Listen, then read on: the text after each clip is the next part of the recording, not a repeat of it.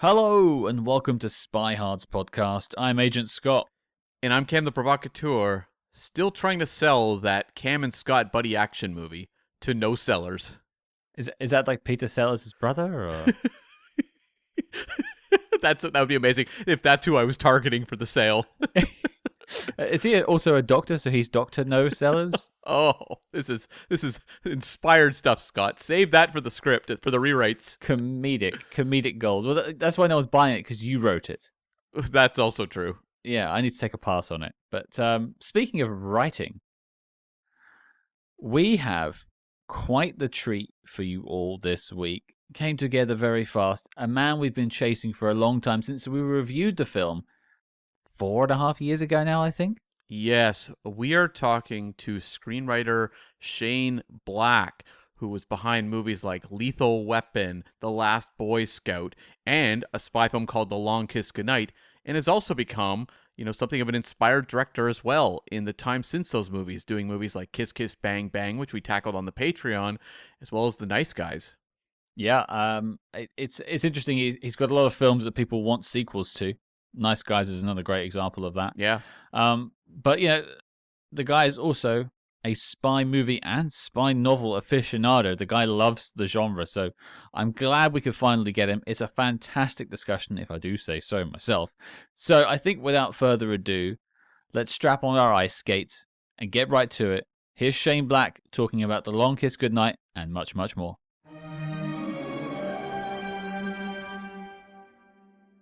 All right, folks, we're diving into the depths of The Long Kiss Goodnight, and we can't do that properly without the man behind the film. Ladies and gentlemen, joining us, we're so happy, we're so proud. It's Mr. Shane Black. Hello, sir. How are you? I'm good. I'm very good and pleased to be with you, gentlemen, today. Happy that someone remembers this film. Happy that there's a spy podcast like this. It's a tough job, but someone's got to do it. That's right. And, I think the best thing to do is just dive right into Long Kiss Goodnight. Absolutely. It is, it's one of those spy movies that people point to as like if it's not James Bond, what are some of the best 90s spy movies? And that Long Kiss Goodnight is always one that comes up to spy fans. And there's some information about it online, but let's sort of track the course of how you put this film together. So where did the first sort of nugget, the first idea of The Long Kiss Goodnight come from?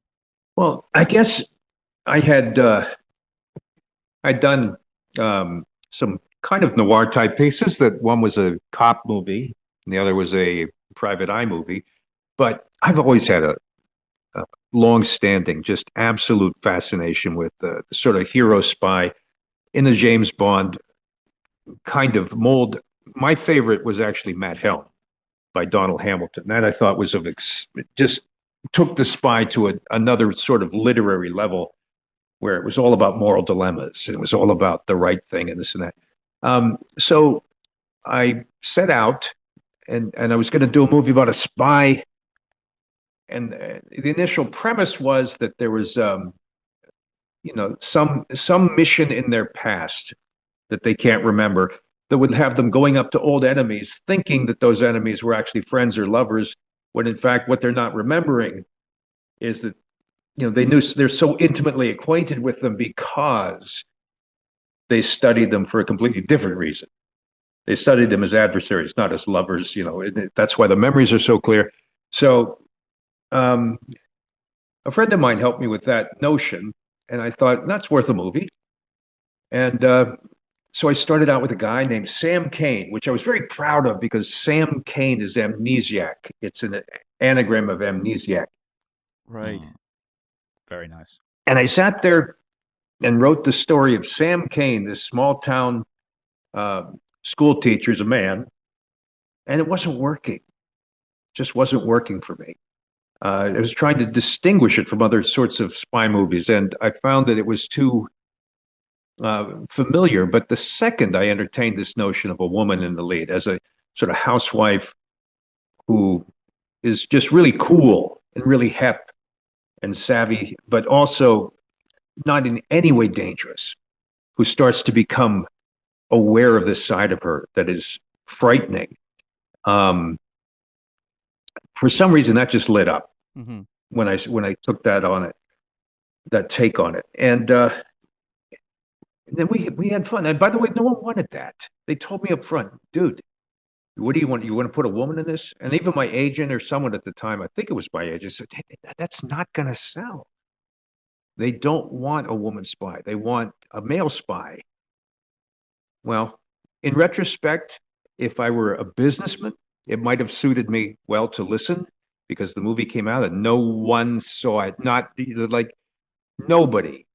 It was up against, I believe, a movie called The First Wives Club. Mm. And that movie cleaned up. Everyone wanted to see women as first wives, but nobody wanted to see a female spy kick ass for whatever reason. And it just died a pig's death at the box office. Well, I was actually going to ask you about Matt Helm because, you're saying that was kind of one of the kernels of what led to The Long Kiss Goodnight. Was there ever a point where you would have considered adapting Matt Helm at that time period, or was it like, nope, I want to make original films and that's what I'm doing? Well, I think the idea of a character that's that case hardened and that has that much insider knowledge, there's really only uh, the three great spy series that are iconic enough, I think, to just instantly be recognizable as movie characters. One is, of course, Bond. The other is Helm, and the other is Quiller. Um, Quiller is particularly difficult because half of Quiller, fully half, is what goes on in his head, and that's difficult in movies. Matt Helm, though, was always that was one my parents wouldn't let me read. Hmm. I would beg to read the Bond books when I was a little kid. They were on the shelf, and they were those Sigmund editions, the ones that had a James Bond thriller written down one half of one side of the cover vertically. And they just these tiny little pictures in the middle, but they were so evocative to me. Dr. No and the Thunderball. Those were the editions my brother had, and he would read them. And I wasn't allowed to touch them because my mom said, those are too adult for you. So she gave me Ice Station Zebra, said, read this. This is, and it's like, yeah. It's fine. But those taunting Bond books sat on the bookshelf. And because I was kind of a mama's boy, I stayed away. I did what I was told. I did not read them. I did not sneak them. But it was I can't describe you how important it was for me that I would just go through days depressed because I couldn't read those books. I wasn't allowed to. It was that much of a deal to me. And finally, I got this horrible infection that involved a urinary tract. I had to be catheterized, put in the hospital. I was in all this pain, and I was scared. I'd never been to the hospital. And so my mom brought me Dr. No to read. And, you think, well, the hospital, yeah, it was really painful. And I felt like I was pissing razor blades for about 6 weeks, but it was worth it. Because I got to read the paragraph where Dr. No's lungs fill up with bat dung. Yeah. As Bond drops an entire shovel full of guano on top of him.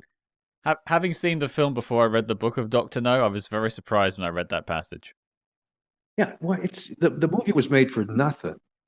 Yeah. In retrospect, if you're used to the sort of more elaborate Bond films that have the scale of Goldfinger, and you see Dr. No, it's disappointing. Even as a kid, I thought, that's not big enough. I love the scene where the spider's in his room and he shoots the guy and says, you're out of bullets. But then at the end, it's just one guy in a little tank in the middle of a small set, and they're fighting over some, It was really disappointing to me because the book is so evocative. The book has a torture maze, for God's sake, And Fleming had the ability of putting his character through the paces and really making you feel like, you were in it with him. It's sort of an ordeal. The whole thing becomes visceral. How can anyone write like a 60-page card game in Casino Royale? And by the way, I didn't even know the game. I knew there was a shoe, and I guess it's this game I had never heard of. But it didn't matter that I didn't know the rules. The writing was so compelling. But you mentioned Matt Helm. Matt Helm's the other one that, as a kid, I lusted after. And part of it was the covers of the books. I don't know who that artist was who did the kind of minimalist Helm drawings, a lot of just really sort of hard, just scrapey lines, basically, and not a lot of background. But they sang to me, those books. I just needed to read them. The Devastators set in Hawaii. That was the first one I read. I feel remiss if I didn't follow up with a Matt Helm question just about Dean Martin for a second. Did you have any thoughts on the films? Oh, intense disappointment. I heard about Yeah. them, and as a kid, I was so excited because on the back of one of the books, it said, "Now that you've read the book, go see how spies really do it right with Dean Martin." And so, and it opens with him singing songs and drinking, and uh, there was not a single action scene that didn't have some ridiculous bit of slapstick comedy in it, or that didn't break the fourth wall. And if you've read the Matt Helm books, the irony is that those are the one series more than any other that is as tough and gritty. I think the quote on one of the books was, the toughest spy who ever crushed a Russian spy's kidney with a crowbar. And that specifically stood with me. That's what those books are. And so to have some, slick-haired, cocktail slurping buffoon kind of stumble around and it was like watching a Dean Martin roast. The same character. There was no character. It was just Dean Martin. So very disappointed. Someone has the rights now. The problem is Matt Helm is it's been bandied about a lot. And then they brought him back with Tony Franciosa on a TV show in the 80s. And now he's just a dumb private eye. They said, well, we can't have a spy show because Cannon's popular, so let's make him a private detective. This is a guy who wrote the world's great westerns, Donald Hamilton. Mm-hmm. He was the creator of Matt Helm. And they made movies that made millions and millions of dollars with them. But when it came to Matt Helm, they said, fuck that. Let's just, change it until it's unrecognizable. So someday, somewhere, and I think it's more likely to be a character that's inspired by my love of Matt Helm, but to get the rights and go through the business of actually adapting any individual Matt Helm book might be difficult, because part of it is you would probably want to come up with something that draws from the individual. Each book is full of little bits of professionalism that he has and little tradecraft bits, and those you would want to capture. But the plot itself, I don't know if there's any one book that has a significant enough plot. The great thing about Matt Helm is it's about a group of people outside society who are tuned to a radio station that they get, but no one else does. And they recognize each other. They know, like, there's one about a guy who kills or blinds a cop or something because the cop killed his dog. And that's just his code.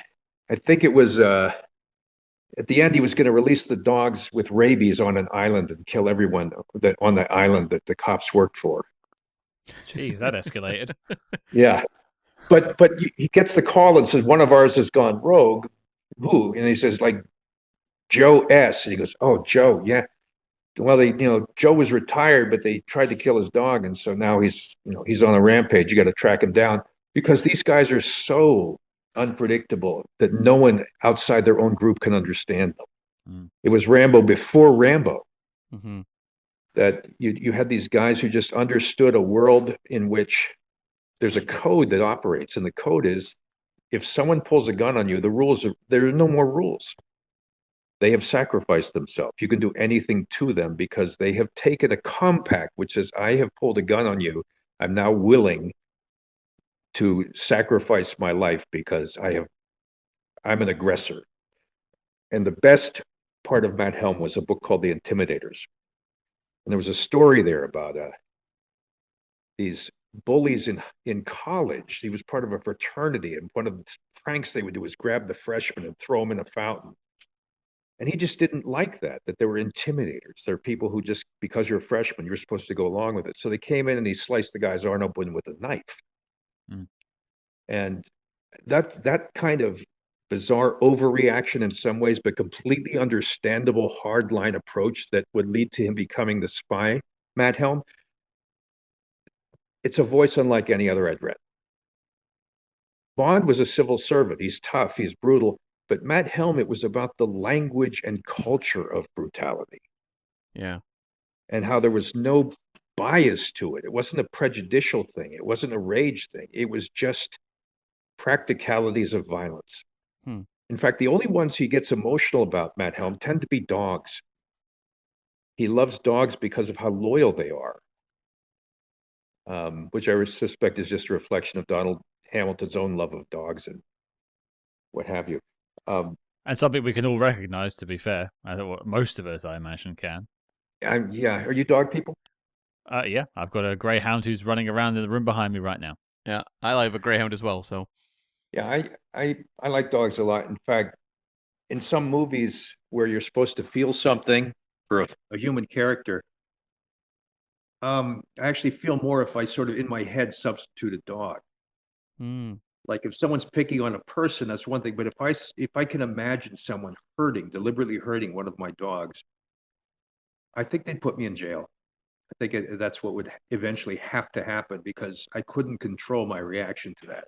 They're so innocent. They're so perfect. Dogs are such um, absolute.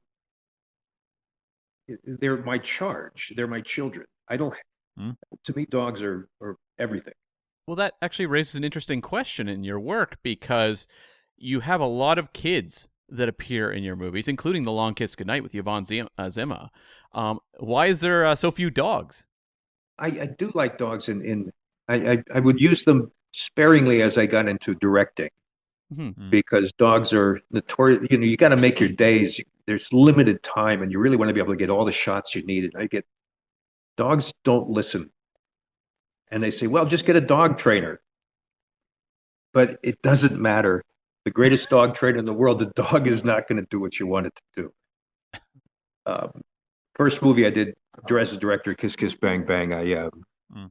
I put a dog in that, and even that for that one scene was like, just god damn, why doesn't the trainer is blowing whistles and jumping up and down, and the dog's like sniffing its ass. So it, it's just impossible to work with dogs on film. I don't know how they do these nature films or even the Lassie show, how they did Lassie. But I think part of me was always subconsciously aware that if you put a dog in a movie, it's going to slow things down and act as an impediment to that movie getting done properly or even getting made because they'll say, oh, too much dog. Mm, right. And I was actually going to ask, getting back to Long Kiss Goodnight, the tone of that movie is really big and bombastic in a way that people have really come to love and appreciate about that movie. You had, worked on Last Action Hero, which obviously was rewritten a lot along the process, and The Last Boy Scout. And these movies feel like they were pushing action movies at that period forward in terms of kind of the scale and just like how far you could go with them. Was there like a conscious attempt to do that with Long Kiss Goodnight, or no? No, it was part of the background. It's just my instincts were to be a little more cinematic. It's like Dirty Harry is a simple story, but they had set pieces in it that were like little mini movies that rose above what you would normally think of as a TV cop adventure. There were bits in there that were the whole sequence in the park with the giant cross, the whole thing leading up to it being bounced from phone to phone. The initial bank robbery scene, you could just pick out scenes that are memorable. And that was what was important to me, was there's always the concept of set pieces. And set pieces can be small, like in The Last Boy Scout with Bruce Willis, I did a thing where just breaking a guy's nose Mm-hmm. over a cigarette becomes a set piece. But generally,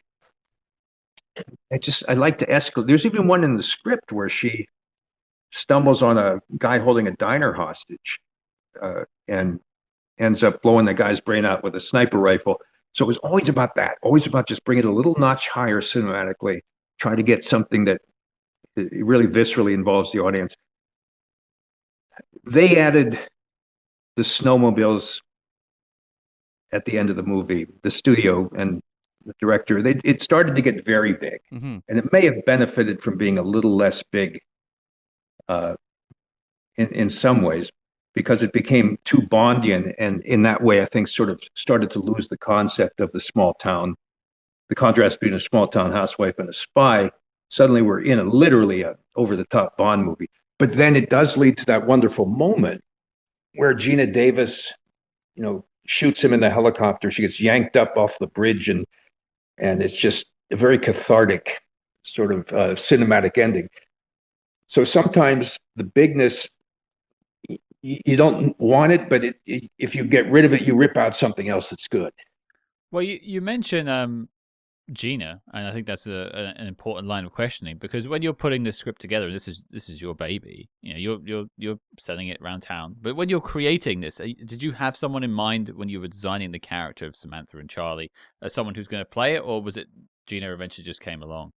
No, she just came along. She liked the script, and it's interesting because I think if I asked you, like when you sit down to read a spy novel, Mhm. when you pick up, whoever you, um, I don't.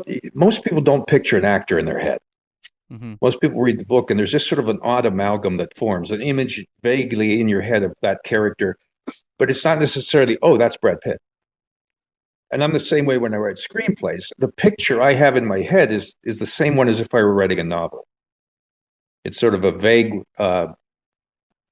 sort of shell that's waiting to be inhabited, but it has it's weird. Like the women heroes in my stories, it's sort of they all have a face that's based half on Modesty Blaise, Hmm. half on uh, some woman probably in a sitcom I grew up with. It, but no, never an actor, never a particular actor. That doesn't happen. But you can, like when you think about Parker, the criminal in Donald Westlake's novels. That's the movie I'm finishing now. Yeah. There are only certain people who can play that. You can't say, "Oh, I'm doing Parker. Who you got? Wallace Shawn. He's going to be terrific." It doesn't work that way. I'd watch it. Yeah, I get that. That would be something. But yeah, we had fun on Long Kiss Goodnight because it was so freewheeling and the tone is so all over the place. And you know, Rennie's instinct was always to go bigger, and I think in a way that's what makes it such a odd, unique film because it's basically character based, but then instead of being a small thriller about a woman with amnesia, it just keeps getting more and more cinematically huge as it goes along. My favorite scene in Long Kiss Goodnight is where she gets in a car accident and ends up waking up and breaking a deer's neck because it's in pain. We're going to ask about that, yes? We both had that written down in our notes to ask about that scene. It feels so specific, as if like part of that has happened to someone involved in the production. Like it feels so real. I did grow up in Pennsylvania where that is very common. You hit a deer and you don't want them coming through the windshield. That's why you're instructed if you see a deer, don't slow down, speed up because you want to bounce it over the hood and over the front, over the back of your car. If it comes through the windshield, it'll kill you. It start kicking you. And this is little bits of Foxfire, Pennsylvania wisdom, but I thought it was great in the movie. That my only concern with the scene was that because of the animal-friendly studio concerns, we weren't. I wanted a loud crack when she breaks the deer's neck, and they wouldn't give us the crack. They thought it would turn audiences off. And I said, well, that's kind of the point here. Is it's supposed to be shocking. So often you'll see that with studios in these types of movies, especially the spy films. There's a brutality in the characters and a sharpness and a sort of a shockingness, a rawness to what they do. And the studio's first instinct is to sand off the corners and say, well, maybe they didn't really mean it. Maybe they're just a good guy underneath. And so much of it is that Matt Helm, for instance, I remember there was one book and the log line on the book said tough but fair. And I just remember thinking, guess so I think what they mean to say by that is there's a moral dilemma where he's absolutely ruthless in pursuit of his mission, but every once in a while he'll realize that the parameters he's been assigned, they go too far. They take him out of the realm of being a human being. Right. He'll let someone live who shouldn't, who's not part of his assignment. And that's the fascination, is setting up those situations where the spy is confronted with really on the edge, life or death things that as an audience, you don't know where they're going to go, what decision they're going to make, but you kind of when you get to that level of stakes, that's what makes these spy novels to me great, is just escalating the stakes. Sadly, in Long Kiss Goodnight, I did go back to the trope of a kidnapped daughter, Mm-hmm. because that did up the stakes. Mhm. But to me, the stakes, it was about when the daughter wakes her up after she's ready to die, because the mother performs an act earlier that's sort of cruel and bad parenting, where she, you know, makes her daughter skate with a broken arm, doesn't realize it, but Mhm. and yells at the daughter, and to be able to reprise that with the daughter saving the mother, I thought was great. So that was fun. The Life is Pain. That's a fantastic callback moment. Yeah. Yeah, and I was gonna ask too. A lot of your work has the buddy dynamic going for it, which is something that's really loved about all of your films. And you'd mentioned early on Sam Cain as like a small town, teacher. Was the buddy element always there from the beginning, or was that something that came over the evolution of the script? No, it was always going to be there. I like the idea of stories about a guy or a girl that are enigmatic, and you follow them and you sort of wonder why they're doing what they're doing. And that's all well and good. But it's so much easier if they have someone to talk to, Mm. because then you could bring out the ideas without them talking to themselves, or without having to twist yourself in circles trying to let the audience in on what they're thinking. Sometimes you don't want the audience to know, but sometimes you just want some snapping dialogue between two characters. You want that. Mm-hmm. And that's always been fun for me, is the buddy is such a formula. You have buddies movies in there. It really is a formula, but you can do it well or poorly. Um, it's like anything else. It's a sort of a genre of film, but there's a formula, and if you follow it just by the numbers, it's not going to be good. But if you invest yourself, if you really if when two people in a movie argue and it's actually two different parts of your own psyche arguing with each other, Mm. if you're really behind each character, that's kind of fun. It's like therapy. Um, and that's the truth about anything, especially these types of films, I think. There's a guy named Sid Field who once purported to write a book about how to write a screenplay. And it told you where the plot points land and all this stuff, and uh, adding this conflict here and that there.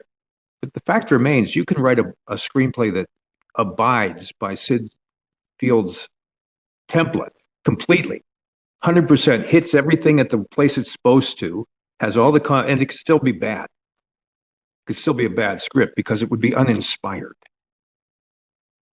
And so the trick is to try to keep surprising the audience. And one of the things we were hoping for with Long Kiss Goodnight was to just keep the key is reversals and setups and payoffs. That's what made the movie work for me, is that you reverse things, always twist things, defy expectation, have have reversals and twists, and then setups and payoffs.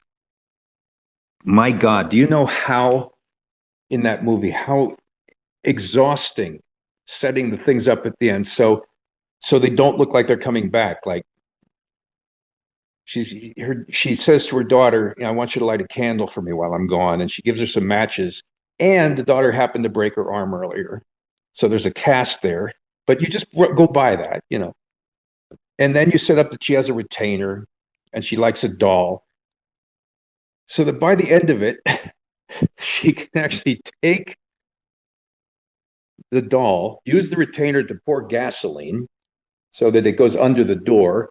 Then she needs to strike a spark, and she can't do it. She can't light the gas on fire. And the daughter reaches into her cast and says, I brought these for your candle, and takes out the matches.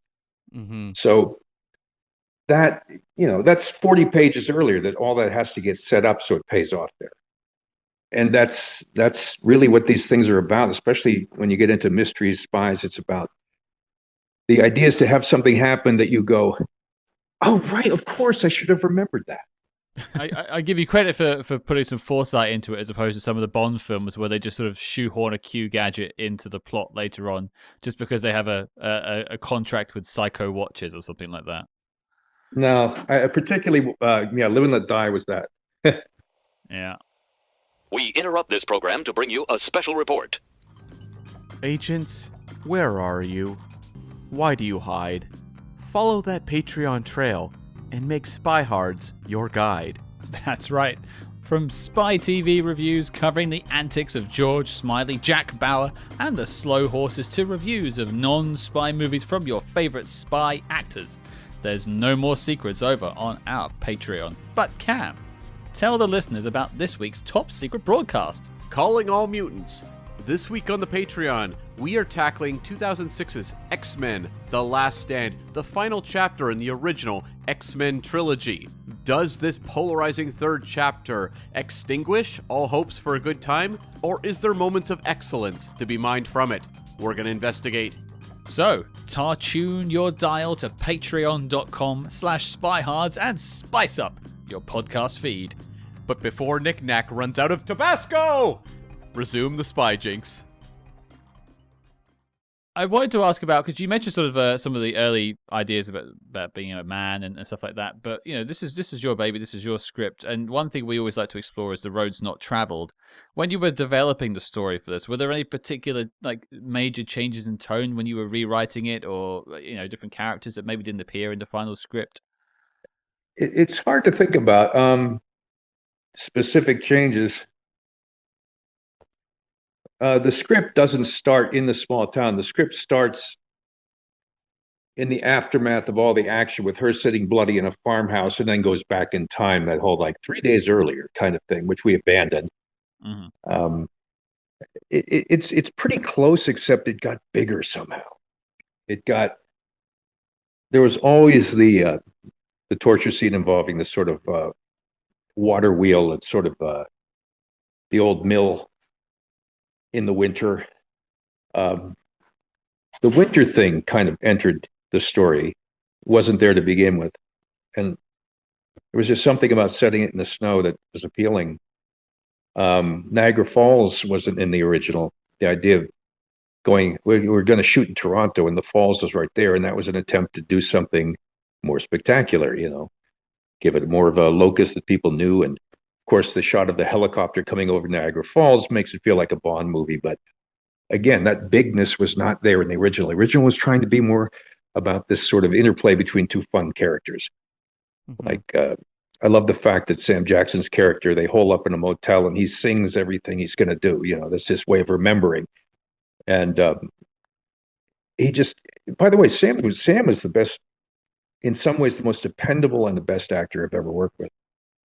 He is, if he's on board with something, if he's enthused, he will give you everything. And so that, to me, was part of it too, is teaming up the spy with a foil. When you say making a two-hand or a buddy, that was important. But these things were all in the script from the start. There weren't really any major shifts that took place. Whereas in, Last Boy Scout, for instance, which we wrote later, the whole last football game was added because the studio wanted it to be more about football. Well, I also I give Samuel Jackson credit, and I give you credit there as well, because he's mentioned the Mitch character in interviews afterwards as one of his favorite roles he's ever played. So obviously there was some magic there. But the other person I think deserves a bit of a tip of the hat is Craig Bierko, who plays a fantastic villain in the film. And a lot of these spy movies that we watch are nothing without villains, and you need to have memorable villains. And he is playing it to the back of the room. Yeah. And I think it's been done so many times since, but I think that was one of the first times where the villain, you find out he's the father of that girl and you didn't really know it. I mean, there were a lot of things in that movie I think we sort of did that maybe were done a lot after. Mm. Like we were before Alias, before the Jennifer Garner spy character, there was this, and before that there was Modesty Blaze. Mm-hmm. Yeah. I also, just as an aside, in Lethal Weapon, which we also did, I think that's the first time that I could remember where they're about to shoot someone who's helpless. He goes, "Don't do it, man. He's not worth it." And then as they're walking away, he pulls a hidden gun, and now they spin around and shoot him. I think that was the first one. Because it became the thing that you can't shoot the bad guy in cold blood. So they would leave him, and then he pulls an ankle gun, and now they can blow the shit out of him. That happens so much, and I think we actually started that. What else you got on Long Kiss? What do you want to know? Well, I was going to ask because, the movie came out and, as you said, did not do very well. Sort of what was your response to the performance? Because you went on a hiatus for a while and then came back and directed, Kiss Kiss Bang Bang. Was that anything to do with Long Kiss, or was that something completely unrelated? No, that was pretty unrelated. I think, if anything, I was disillusioned because I was a shy kid, and bookish. I was just trying to write a little story. I got significantly surprised by the attention that these screenplays were getting. It was a very odd time in Hollywood when spec screen sales were big. Mm-hmm. And I happened to just stumble into the middle of it and sell things for, at that time, what was considered very large sums of money. And people sort of turned against that. So people I didn't even know were very angry and critiquing me. I'll give you an example. If you want to get into the Academy of Motion Pictures, vote for the Oscars, you have to be sponsored in. So a friend of mine called me, Dale Launer. I said, "Hey, you want to vote for the Oscars? I'm in the Academy. You want to be in?" I said, "Yeah." So I'll suggest you.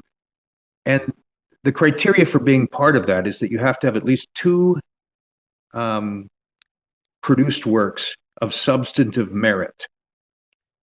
At that time, I had Lethal Weapon, Monster Squad, Lethal Weapon 2, Last Boy Scout, Long Kiss Goodnight. And I got the note back from the Academy: "We don't think you're a candidate for the Academy at this point, but in the future, if you get more credits, you are free to reapply." So I realized the writers didn't like me. Mm.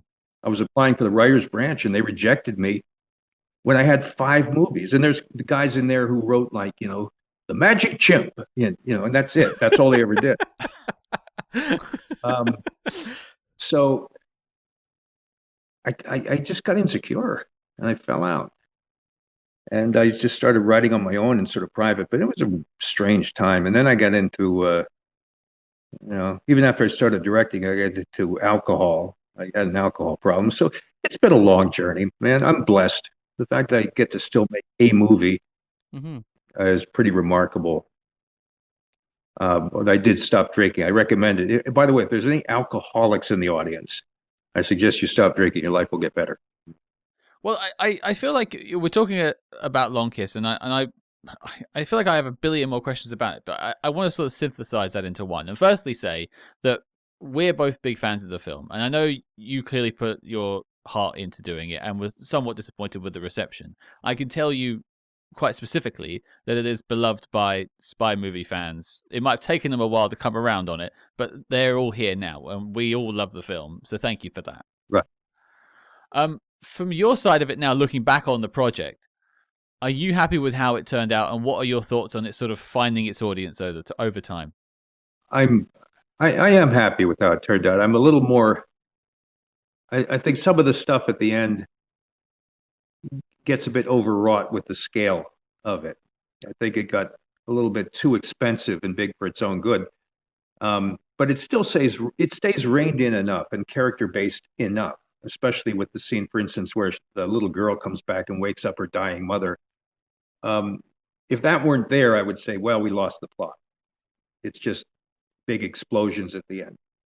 But I do think that it's a strange hybrid of the sort of big film that you expect in that sort of 80s environment and a small, more quirky tone that you'd expect more of an indie film. So in that regard, I'm very proud of the way that it turned out. The reception, I am stunned by the extent to which the 80s keep coming back. And people keep finding these films again. I worked on a little horror film called The Monster Squad. Yep. At the time, goddamn, made like $3, and it was a joke. No one remembered it. But 20 years later, there's a fan club, showings all over the place. They're talking about making the Long Kiss Goodnight as a TV show now, and so many of these things. I just looked at it. There was a script out there for Under Siege, the remake of Under Siege. Everything old is new again.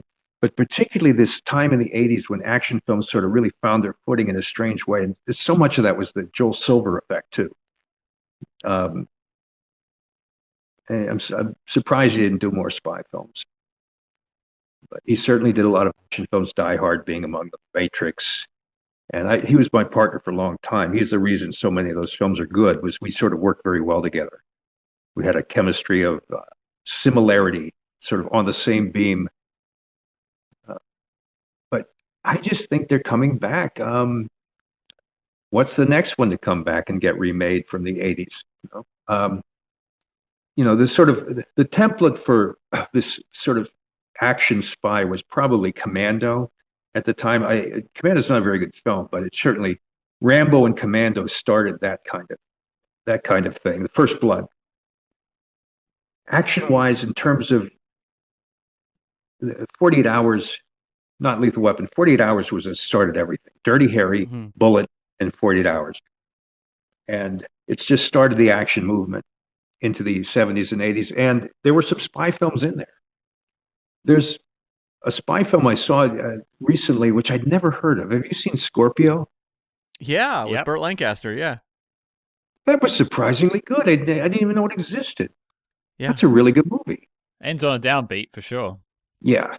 Well, that Michael Winter, that's the 70s. I mean, there's a movie called Hustle with Burt Reynolds where he plays a cop, and in the end, he gets everything he wants. He's going to meet his girlfriend, and he wins. He takes down the bad guy, stops in a phone booth, and the guy in a robbery shoots him dead. Just Brando shoots him dead. And that's the end of the movie. I think that these Long Kiss Goodnight may well come back as a TV show. I think a lot of stuff in the 80s and 90s that was so fundamental. I mean, Predator and Alien, they're still making them. Yeah, definitely. Die Hard. If Bruce Willis were still his vibrant self, they'd be making that because people still remember. Well, I was going to actually ask about the 80s coming back. There was a movie in the 80s called Remo Williams, The Adventure Begins. Yeah. And weren't you at one point sort of attached to adapt the Destroyer novels and to try to reboot that? Yeah, there was a script for that. I think Remo Williams it succeeds or fails on a very strange tone. Yeah.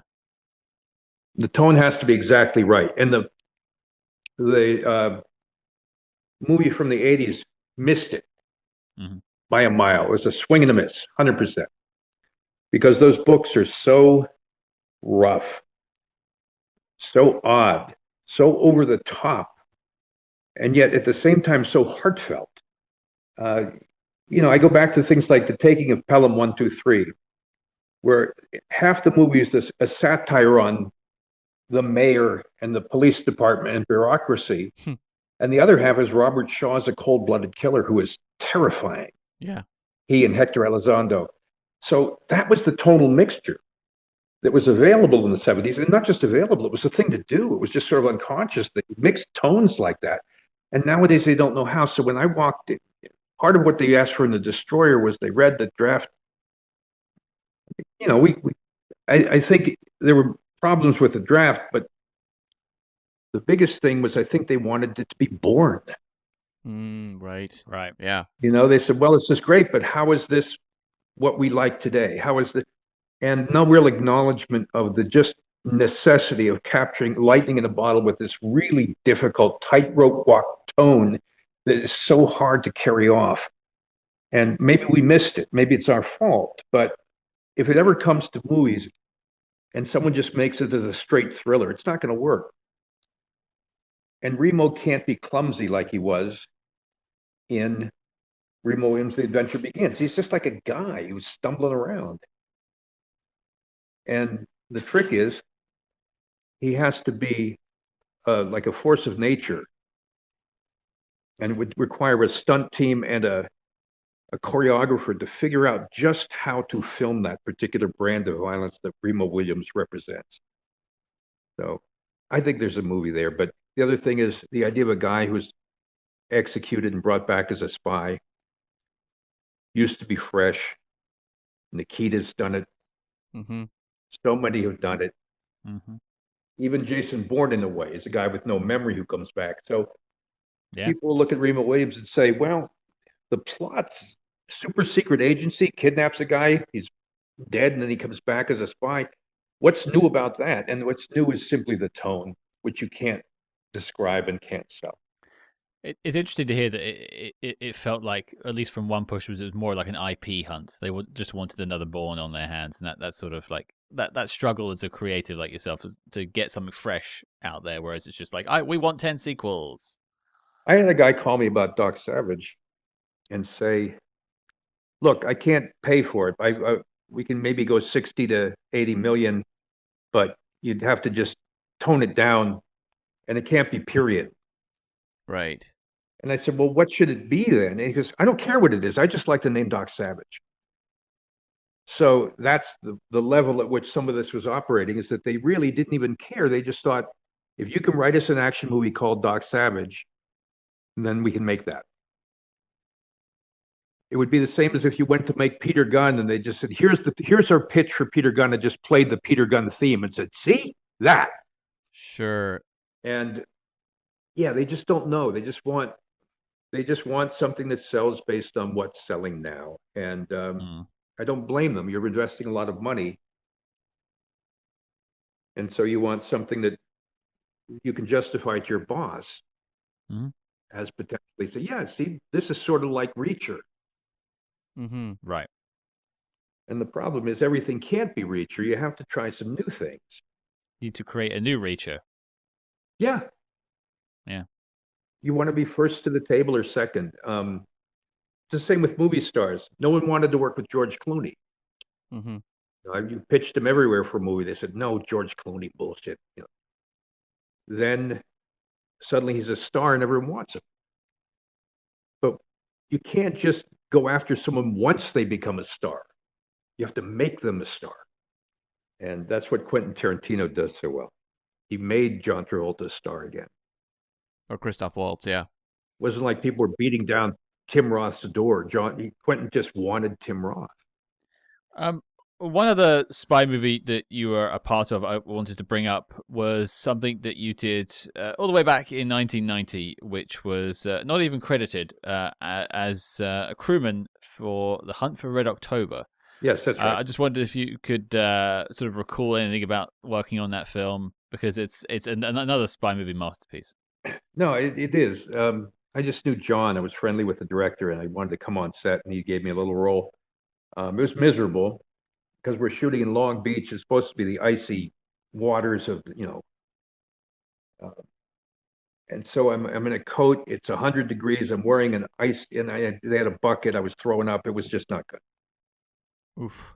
So for that little role to go through that, not good. But I was going to ask if like Predator was more grueling, but it sounds like not.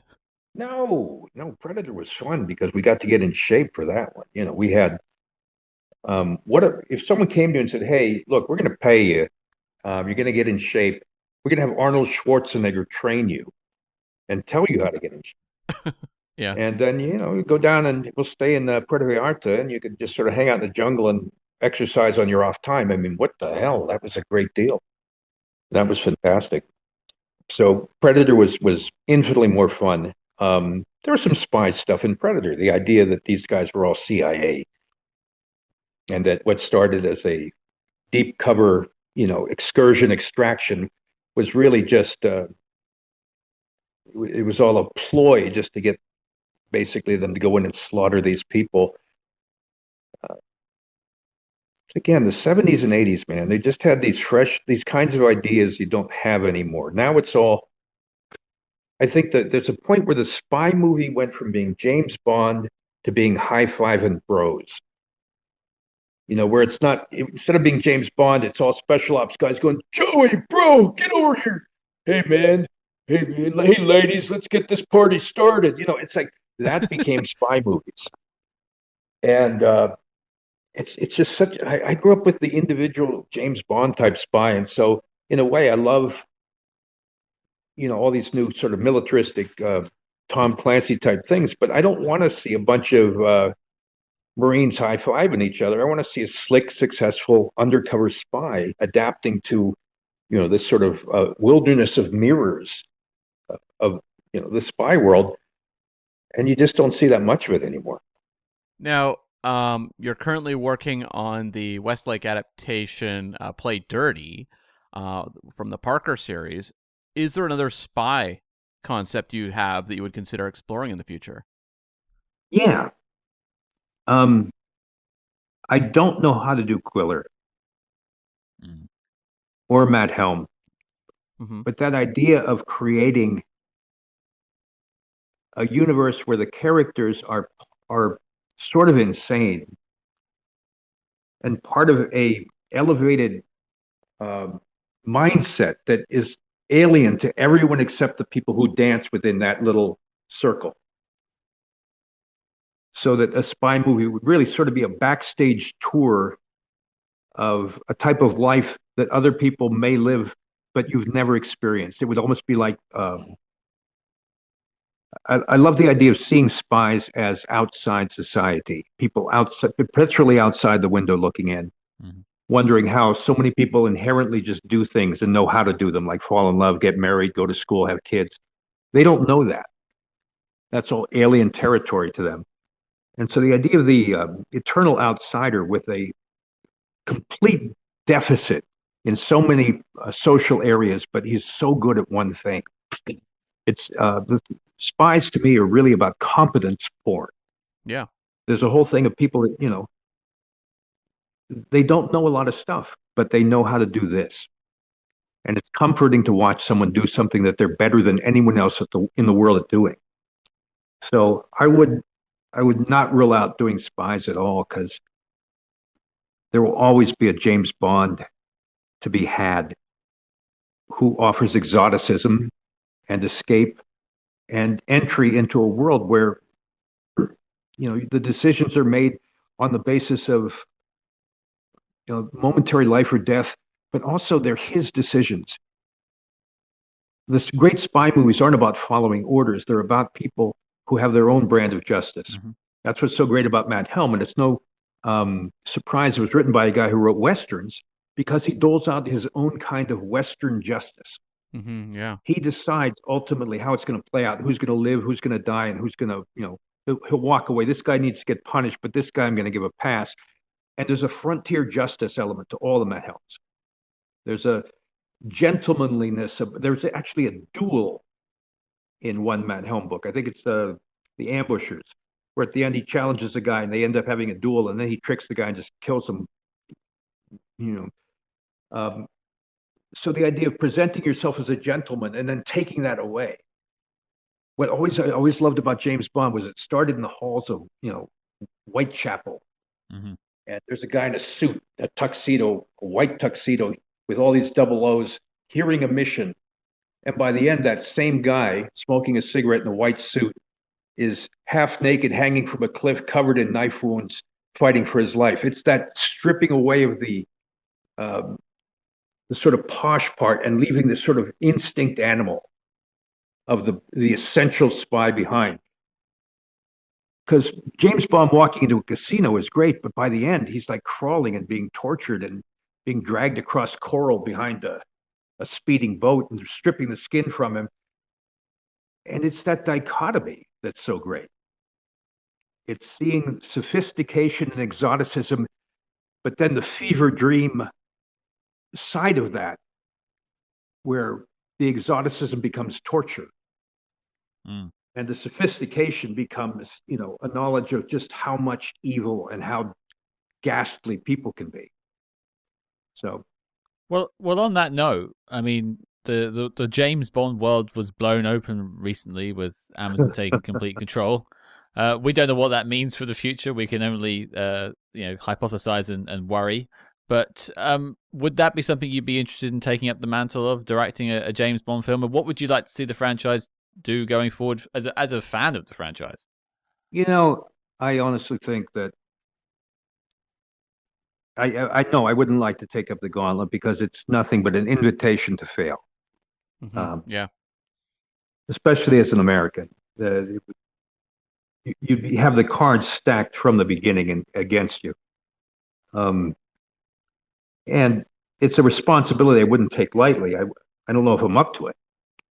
What I'd love to see is that they don't abandon, so many British shows, especially you look back in the 80s or 90s, they said, we love our British show, but maybe we should Americanize it a little bit. Yeah, big time. Never to the good, never to the good. So I hope they keep it as odd and strangely. I hope they keep the contrast between Bond the gentleman and Bond the savage and really play up the Britishness of it. Because if they try to Americanize the thing, it's going to die. It just won't work. The idea that in the middle of a silly movie like Octopussy, he goes to an auction for a Fabergé egg. And there's that little hint of sophistication or history in it. Mm-hmm. That's what makes Bond Bond. If they just try to do it like Bourne or Reacher, it's not going to work. He has to have that. There's a flavor. There's a Bond flavor that's persisted all these years, specifically because of the dynasty of the Broccolis. And they've gone through some silly patches, but basically the underlying tone is very British and very sophisticated. And if they sacrifice that, it's no good. Yeah. Well, I think that leads us to our final question quite beautifully. And this is a question we've asked everyone that's ever been on the show. And I suspect you won't have trouble answering this question, unlike some of our previous guests. But the question is, Shane Black, what is your favorite spy movie of all time? Well, I would probably have to say Goldfinger. Just because it was such an integral part of my childhood. There's nothing like it in my life. I told you that when I was stuck in the hospital, I would beg to read the James Bond books, even though they were too adult for me, because they meant more to me than life itself. The chance to read those books, it was an obsession as a kid, an obsession with James Bond. So it has to be Goldfinger. That's a great one. I remember when we reviewed it, we went in with almost the idea of like, is there something we can poke holes in? Is there something that like this one's held on a pedestal, but hold on now? And you kind of walk away going, no, it's like Raiders of the Lost Ark. It's kind of like perfection. Agreed. Yeah. Agreed 100%. No, Shane, I think Goldfinger is a perfect choice, and I think it ends a perfect conversation. Thank you for joining us today. All right. Well, thank you, guys. I really appreciate it. Now, I'll see you on the other side. All right. You take it easy, buddy. All right. Thanks, man.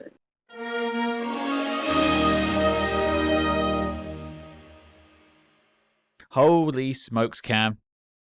Shane Black has visited Spyhards. What a day. This was a big one for me. This was 14 or 15-year-old Cam just completely in awe of 44-year-old Cam for having this experience, because I was someone who was raised on Lethal Weapon movies, The Last Boy Scout, a lot of the work that Shane Black was a part of, his appearance in Predator, of course, I was very familiar with. So, like, when you managed to book Shane for this interview, my mind was blown. I'm not going to lie, I was a little nervous, but he could not have been nicer. And this was not the interview I expected, because, when we talk to writers a lot of time, it's kind of the blow-for-blow account of the making of a movie. Mm-hmm. And you could tell that, like, Shane thinks in larger concepts, its themes, its ideas, and a lot of that was presented. It was more of in a way, a kind of look into how his creative process works, but also his influences. He had so much to say about the work of, the Matt Helm series, Ian Fleming's Bond novels, all of that material. And it was such an interesting and informed discussion of spy literature and movies that I didn't expect necessarily. No, I mean, we said it at the beginning before the interview started, but that's because we recorded that wraparound after we did the interview. I had no idea. I mean, I knew he had done a couple of spy projects, Hunt for Red October, which we mentioned, but his deep love of spy literature was a complete surprise to us both. And I think we pivoted well. We did okay with the information, and I think it's rare to see someone come on the show with as much love for spy movies and stories as us and all of you at home. Yeah, well, exactly. And it's like, his love of Pulp Fiction has been such a crucial point of his, writing over the years and, neo-noir and noir writing.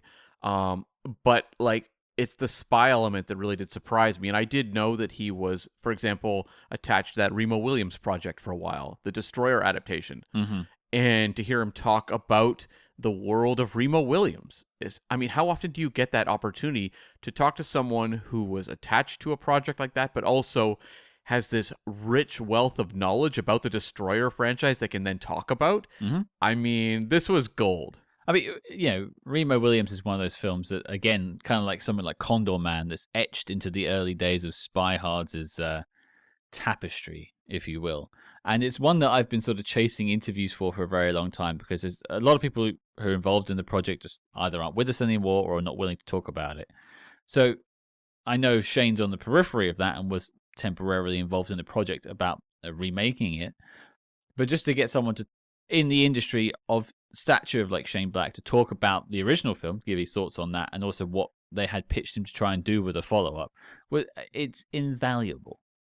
Yeah, well, exactly. And I definitely walked away from this interview desperately wanting to see the Shane Black Matt Helm film, even though he said that Matt Helm is something that he was a little too intimidated to actually touch. Nonetheless, it's like, boy, if you want someone to do something with Matt Helm that perhaps makes sense, given the insanity of those Dean Martin films, that this is someone who clearly has thought about that world so much. Well, I think it's a double-edged sword, if we're going to just go off topic for a second. Having fans of a franchise in that sort of seat of power, especially in the filmmaking or television industry. If we're going to connect back to our first ever interview with Nicholas Meyer, Red Alert, I'm sorry, has to happen every episode, but he was never a Star Trek fan. Yeah. Didn't like it particularly. And he came on and arguably made two of the best Star Trek films of all time and wrote a third one that's definitely in the sort of top echelons of Star Trek movies. So that's coming from a non-fan perspective. He was able to take that franchise, look at what made it work, and try to elevate it. And I would argue he did. And you were worried that maybe someone coming into a project that knows everything about it might be maybe too beholden, too precious. Yeah.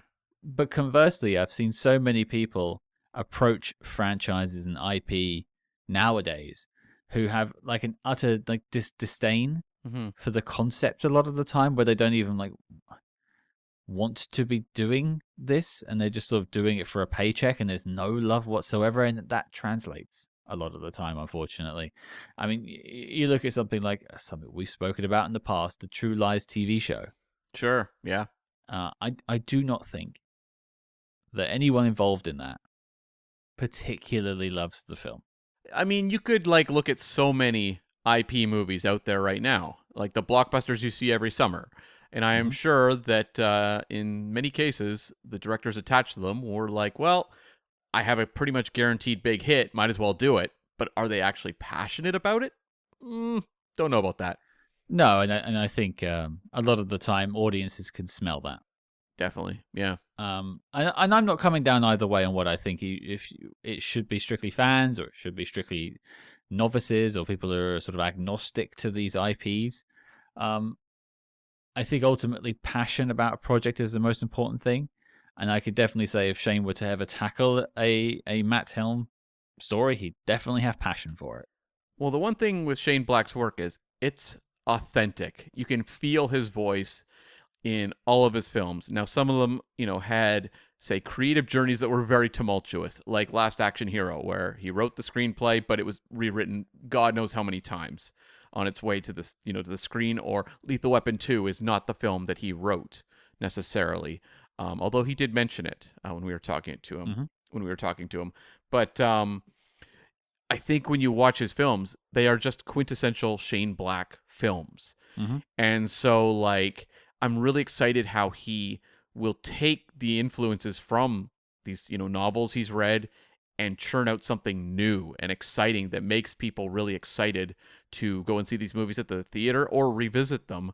And to hear him talk about The Long Kiss Goodnight, this was not something where he just was like, oh, I don't know, quick action movie. Here it is. It's like you could tell he put a lot of thought into the lead character, into the kind of literary ties that were influencing the film, just the way the buddy dynamic worked. Every facet of this movie really feels like it was something that was coming from a very pure place, which is not necessarily what people would have thought at this point. Big budget action movies were not necessarily acclaimed for their screenplays in the 80s or 90s, but I think looking back, we realize where the talent really was a lot of the time.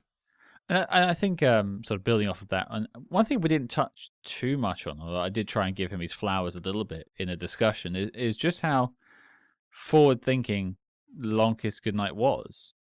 And like, if you transpose that film to now, and it came out now, I mean, there'd be some updating here and there, but I think it's a pretty 2025 friendly film.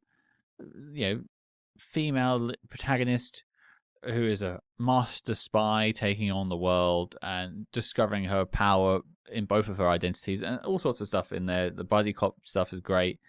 And I don't think at the time it was really understood that that's what he was necessarily. Actually, I take that back. I don't think he was going for that. He was just trying to tell the authentic story he wanted to tell. But I don't think it was appreciated at the time. And I think that has maybe rubbed him a little bit the wrong way. You could tell that he cared about the film and was somewhat, not dumbfounded, but like saddened by the reception to it at the time. So to hear that from him it was sad to hear. But I hope through having this conversation with him, and the fact that we're interested and had approached him about wanting to talk about this, just shows that there is love for the film out there. Definitely. And I mean, I think of that time period where this comes out. You would have female-led action movies more in things like sci-fi, where you'd have Terminator 2 or Sigourney Weaver in the Aliens films, but not a lot outside of that. I think of like someone like Cynthia Rothrock, who was like a big action star on video, but not someone they were putting in theatrical films. And then, you go back to like the 70s, you've got like Pam Grier, for example, but it was not a common thing. And I think, if you take The Long Kiss Goodnight and push it forward to nowadays, suddenly you have movies like Atomic Blonde, Ballerina. These are Ava, Black Widow. Yeah, like these are, decent budgeted action films starring women that people actually like. You can even look at one you and I weren't fans of, but Heart of Stone. Sure. That's a movie that they made because they felt enough people would watch it on Netflix that it, warranted the price. Now, that's not something they would have thought of in the 1990s necessarily. No, and people have like drawn parallels. Even Shane mentioned the whole Bourne thing. Yeah.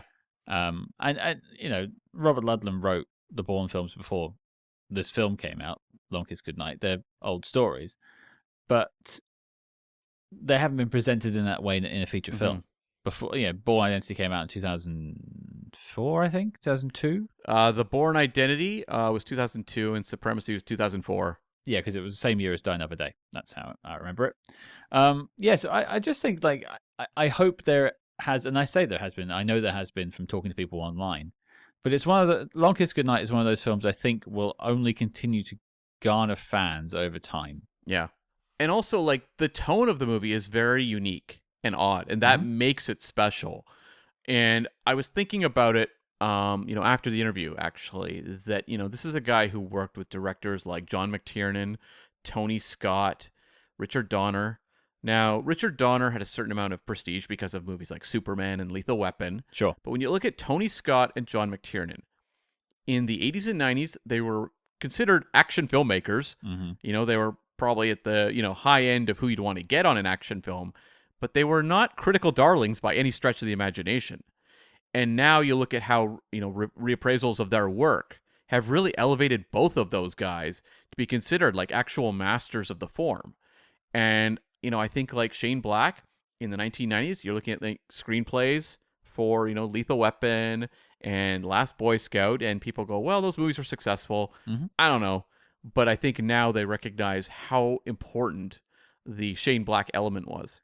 Oh, absolutely. I think they would be desperate to get 10 more Shane Blacks today in Hollywood. Well, look at the screenplays for a lot of the action movies we've tackled on this show from the modern era. Look at these Netflix films we keep tackling. Good Lord, help! Help! I'll take Shane in any color. Can we have Shane pink, Shane yellow, Shane green? Just have a whole fleet of Shanes. Assign one each to all of your favorite IPs, and then you'll have a good time. Exactly. And the other thing I think there is the whole story about the whole film selling for $4 million. We didn't mention the price, but mentioned it sold for a lot. And The screenplay, the screenplay. It was quite refreshing to him to talk about sort of the stigma that kind of ended up on him for that, which I just find absolutely baffling. I've always operated in the whole like a rising tide lifts all boats situation, and like the whole professional jealousy thing, I never quite understand. Well, I often get asked questions about the show, like, "Oh, there's other like Bond podcasts and spy movie podcasts out there. Are you not like jealous when they get an interview you don't?" I'm like, no, they're all adding to this tapestry. I mentioned tapestry again. Why is that not great? Why is it not great for everyone? We're adding more things for people at home to enjoy, and the fact that like he's being sniped at by other writers in the 90s just because he's successful. Yeah. It's just awful.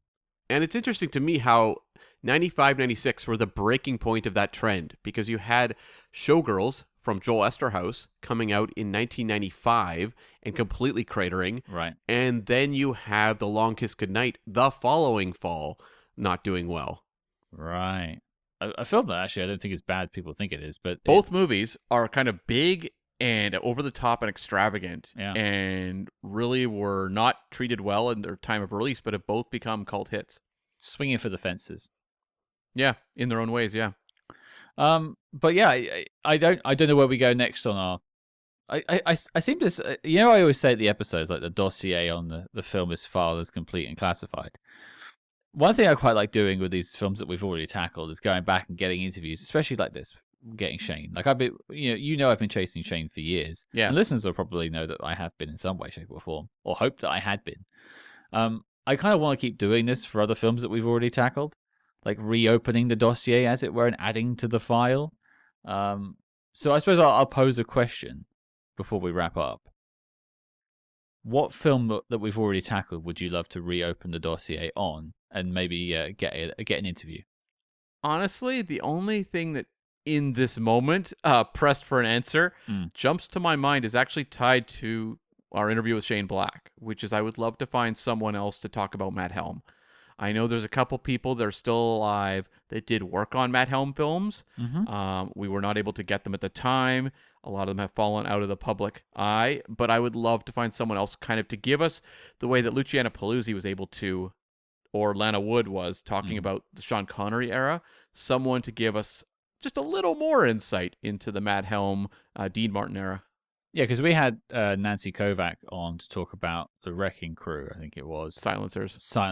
You're right. It was the Silencers. Yeah. But she did one scene with him, and she knew Dean Martin quite well, so she did speak about Dean. But like, it was a limited experience on the film. Yes. I agree with you. I think that's a great pull. I'd love to get someone who worked in their production, maybe especially if they did a couple. That would be great. So they could sort of talk about the evolution and perhaps de-evolution, if you will, of the Dean Martin films over time. Maybe I'll have a dig and see what I can find. Listeners, if you have any suggestions or people you think might be useful, I know people like Bill Koenig listen to the show. If you have a suggestion, let us know. We'd love to hear it. I think for me, and I mentioned this kind of in the interview with Shane, I'd love to get some more information on Remo. Yeah, that's a tough one, but there's people. Yeah, we had Craig Saffin on who did the score. That was kind of our SpyMaster interview for that one. And I think, I believe the director and the screenwriter aren't with us anymore. Guy Hamilton was the director, so he's long gone. Yeah. Of course. Yeah. The screenwriter, I think, is gone as well. Obviously, Fred Ward passed away last year, I think it was. Joel Grey is still with us, but I suspect he probably won't want to talk about playing Chiun. Probably not, no. I don't know that Kate Mulgrew would be that excited to come talk about it. Yeah. No, it's not a defining chapter of her career particularly. No. It might be worth an email to her. You never know. Sure. But, yeah. Anyway, we're just talking off the cuff. If there's a film you'd like us to reopen the dossier on from the almost 5 years now of Spyhards reviews, a film that, if you have a suggestion of someone you want us to interview, or a film at least you'd like to hear more about, contact at spyhards.com, contact@spyhards.com. Just let us know your suggestions. If there's a film you want us to dig into more, I would gladly spend the time to try and find something for you. Definitely. But there you go, folks. I mean, what a treat for you all. I hope you've enjoyed the chat with Shane Black, talking Long Kiss Goodnight. It's been an absolute blast. But then I get to ask my other favorite question to you, Mr. Smith. Moving on, what are we talking about next week? We are tackling a fairly new movie, actually a very new movie. I shouldn't say fairly, very, from 2025. We're going to look at the new Netflix action film, Back in Action, starring Jamie Foxx and the more interesting actor, Cameron Diaz, who has been away from the screen for a long time. This is her return since, I think, 2014 was her last film. So this will be an interesting one to look at. And that's Back in Action on Netflix. Well, I mean, firstly, I just want to say I'm sorry to the Jamie Foxx fans listening that Cam evaluated him as lesser than Cameron Diaz. Jamie Foxx works all the time. It's Cameron Diaz that's the kind of exciting reason. Plus, more of a spy movie icon because of the Charlie's Angels series and Night and Day. Oh, for sure. I totally get what you mean. I'm just being facetious. No, it's an interesting one. It's one of those films that sort of just appeared out of nowhere, that we didn't get a chance to do a declassified or anything. So we thought we'd work it into the schedule quite soon after release. So your mission, folks, should you choose to accept it, is to join us next week as we get back in action with Back in Action. Can't wait to talk some more Diaz. I guess that makes it her third spy film now? Third on the show, because we haven't done Night and Day, yeah. Night and Day, yeah. Yeah, I'm saving that for when we finish the Impossibles one day. Right. I've got some stories about that one, actually, to be fair. I'll save that for then. But join us as we take a look at Back in Action. If you like what you heard on this episode and you want to support us, before I even plug the Patreon, there's a really free way to support Spyhards, and that's to tell your friends. If you think you know someone that might love us nerds talking about spy movies to people who know a lot more than us, often experts in the interviews and such, like Shane this week, just tell your friends, recommend us. It's free. Do it on social media. Do it in person. Do it by leaving signs up in your local town. I don't know, whatever you'd like. Maybe a toilet stall. Okay. For a good time, listen to Spyhards. Oh, I like that. It's very cute. You took something that could have been sordid and made it cute. That's how I'm often described. Sordid, but cute. But if you have a spare dime or two, join us over on our Patreon, patreon.com/spyhards. Multiple different entry options there, and I just mean that in terms of paying.